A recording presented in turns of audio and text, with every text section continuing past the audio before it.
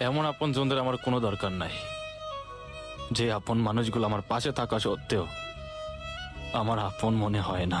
আমার বুকের ভিতর আগের স্বামী সন্তানকে রেখে টিকটকে পরিচয় হওয়া রাসেলের সঙ্গে ঘর বাঁধেন ১৯ বছরের তরুণী আবিদা। যুগলবন্দী হওয়ার পর থেকেই পরস্পরের প্রতি অবিশ্বাস থেকে শুরু হয় দ্বন্দ্ব। স্বজনদের অভিযোগ, এক পর্যায়ে আবিদাকে অমানবিক শারীরিক নির্যাতন করেন রাসেল। ১৪ই মে নির্যাতনের বলি হন আবিদা।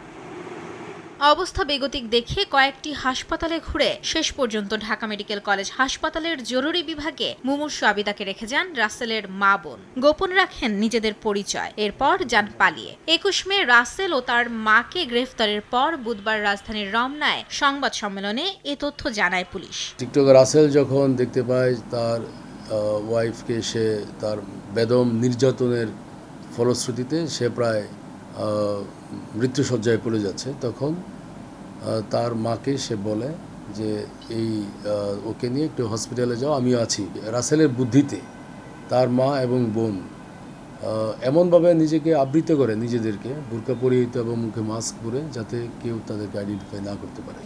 নগদে ৫০০ টাকা বা তার বেশি পেমেন্টে পেতে পারেন ঢাকায় জমিসহ ২০ কোটি টাকার পুরস্কার। পুলিশ বলছে, সিসিটিভির ফুটেজ ও জাতীয় পরিচয়পত্র শনাক্তের মাধ্যমে বেরিয়ে আসে আবিদার আসল পরিচয়। এরপর সেই তথ্য অনুসরণ করে রাসেল ও তার মাকে গ্রেফতার করা হয়। ডেড বডি এখানে আনক্লেমড হিসেবে পড়েছিল, তাকে আমরা উদ্ধার করতে সক্ষম হই, তার রহস্য উদ্ঘাটনে সক্ষম হই। সেই সাথে যে অমানবিকভাবে তাকে হত্যা করা হয় তার স্বামী টিকটকার রাসেল কর্তৃক, সেই রাসেলের মা এবং আরও দুইজন নাম আমরা পেয়েছি এই হত্যাকাণ্ডের সাথে জড়িত। প্রাথমিক জিজ্ঞাসাবাদে আবিদাকে হত্যার কথা স্বীকার করেছে রাসেল ও তার মা। রাসেলের পলাতক বোনকে গ্রেফতারে কার্যক্রম চালাচ্ছে পুলিশ। মাইমুনা হায়দার চৌধুরী, সময় সংবাদ, ঢাকা।